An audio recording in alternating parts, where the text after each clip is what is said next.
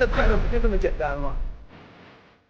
要说中国车企最会取名字吧，星途绝对算一个。比如这个凌云，名字那是相当的霸气。我还记得曾经在高中的时候，我在书桌上刻过一句话：少年当许凌云志，万里长空尽风流。那你做到了吗？做到了呀。风流。还是聊车吧。作为年度改款车型啊，全新凌云在内外饰的设计上并没有做出太大的变化，多了新的皮肤选择，外观呢增加了苍穹蓝的全新配色，近看像蓝，远看像黑，侧看还带点紫。喜欢渐变色的朋友可以盲选。轮毂换上了新的样式，提供19和21寸两种选择。个人呢建议选择20寸啊，看起来会更加大气。另外呢，4驱车型用的是马牌 MC6 高性能宽胎，操控方面应该会有所提升。内饰呢增加了暮光橙的全新配色，加上 Nappa 真皮座椅和麂皮顶棚，很显档次感。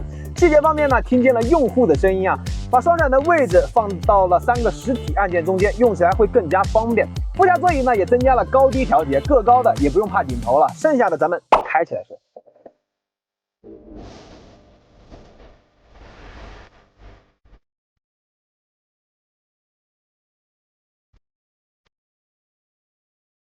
就拿动力来说啊，1.6T和2.0T 两种。我们今天呢开的是顶配的版本，动力参数呢我就不说了。就论动力性能来说，这个 2.0T 的发动机不输豪华品牌。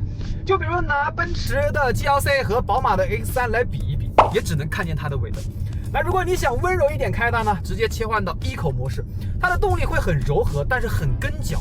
那如果车里只有自己一个人的时候呢，可以切换到运动模式，这个时候它的动力会非常的暴躁，但是是那种很线性的暴躁，再配合上这个换挡拨片，会让你的内心有非常强烈的满足感。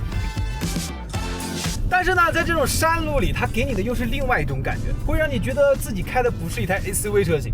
首先呢，方向盘指向非常的精准，我不说指哪打哪，那也是百发百中。这两个好像是一个意思，哎，不重要，这个不重要。重要的是呢，在这种山路里，它的底盘非常的整，侧倾做得非常的好，会给你足够强的自信，让你游刃有余的去驾驶它。给你们看一下，现在呢，我们时速是80，来过2个连续的弯道，好。就这种情况下，我们的摄像老师还能举着相机稳稳的拍摄，就足以证明它的操控性有多好了。而且呢，这台车的 NVH 做的也很 nice， 因为它的前挡风和它的车门玻璃用的都是双层的夹胶玻璃。重要的是呢，它的23个扬声器带 ANC 主动降噪功能，对于发动机的噪音以及胎噪和风噪都有很好的一个隔绝效果。这个时候呢，再放一首 DJ， 整个车厢里面只会有音乐的回响。如果我是 DJ， 你会爱我吗？开了一上午，终于到了重庆越野公园开造。OK， 我们准备出发了。切换一下模式，它有泥地、沙地和越野，我们就直接用越野模式。OK， 一档，走。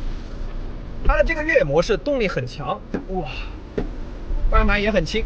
但是越野的话，其实我觉得方向盘其实是一种正确的调教。很好，走。哇，这4驱是真的很稳。OK， 小小的一个鹅卵石路。我坐在车里啊，体感上的震动并不是很大，因为它的底盘用了大量的液压撑道，所以能保证它车内的一个舒适性。OK， 下一个，这就是一个泥泞路段，但是我觉得挑战难度依然不大，因为这台车呢是有4驱的，而且呢它用的还是博格华纳第4代电液4驱，所以过这种小的水坡，我觉得真的是轻而易举。轻而易举，看看它的悬架表现怎么样？哇，好刺激啊！可以，没错，不错，哇，非常轻松就过来了。而且我在车里面，我感觉它上下跳动的幅度并不大。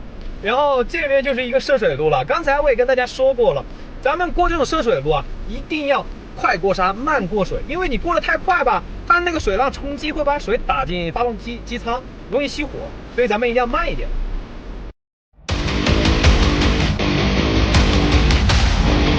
现在呢，我们就是在一个类似于交叉轴的环节，大家可以看到，它的后轮跟它的那个前轮现在已经是悬空的状态了。那这个时候呢，主要就是考验车身的强度。我们看它的后门能不能正常打开啊，然后再看看它的后备箱能不能正常打开。完全没问题。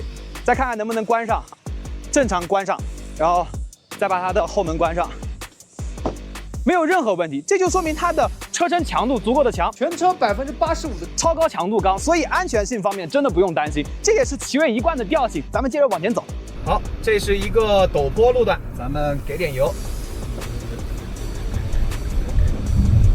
OK， 来，刚才答应大家的，就这个坡20度左右的坡，我用经济模式冲，旱地拔冲啊！没有冲坡啊，是直接旱拔的。哎，太轻松了，太轻松，增加点难度，直接中途停车，看看它的扭矩爆发怎么样，400牛米的扭矩，走，很轻松就上来了呀，没有丝毫难度。真的，说实话，兄弟们，越野真快乐，就是这种征服欲啊！你征服这种赛道的那种快感，真的太爽了。我终于知道为什么有一些人到中年爱越野了。现在难度升级啊，这是一个450毫米的一个水坑，但是呢，刚才教练跟我讲，他已经蓄过水了，所以它的摄水深度达到了600毫米，什么概念？1米的深度。啊，其实这个对于车辆的稳定性啊，以及它的四驱抓地力都是很大的一个考验。但是我觉得我们这台车应该能过得去。教练，你觉得能不能过得去？咱们试试。行，走。哇，真的好深，真的，你们看到这个镜头真的会很夸张，哇，整个车都竖起来了。好，开始下水了。没有。哇，真的，水都已经淹的。都快把整个车的一半都淹起来了，你们能懂那种感觉吗？就是你刚开始下水的时候，其实它已经有点失去抓地力了，但是呢，它的轮胎跟它的四驱系统硬是把它拉回来了，真的超级强，真的震撼到我了。这里呢就是我们最后一个越野项目嘛，也是最难的一个35度驼峰爬升。那这个项目呢，比刚才我们在越野赛道里面的坡度最起码多了10度左右。啊，听起来可能不多啊，但它的难度起码多了1倍。OK， 我们冲！哇！冲上来了！啊！哇，这都能成功啊！教练怎么样？爽不爽？太不容易了，真的，一个纯 C SUV 冲这么高的坡，它还上来了，挑战成功！ OK， 本期视频呢到这就结束了。今天我们做的越野内容，个人建议2驱车型不要轻易尝试啊，重则翻车，轻则拖车，安全放在第一位。但有一点我真的没有想到啊，这台全新凌云的表现可以这么出色，底盘、操控以及动力真的给到我太多惊喜了。而且这些地方并不是消费者容易看到的，所以我觉得这台凌云真的是一辆值得骄傲的国产 SUV。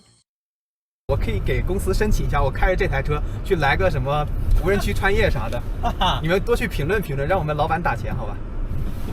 打钱，打钱！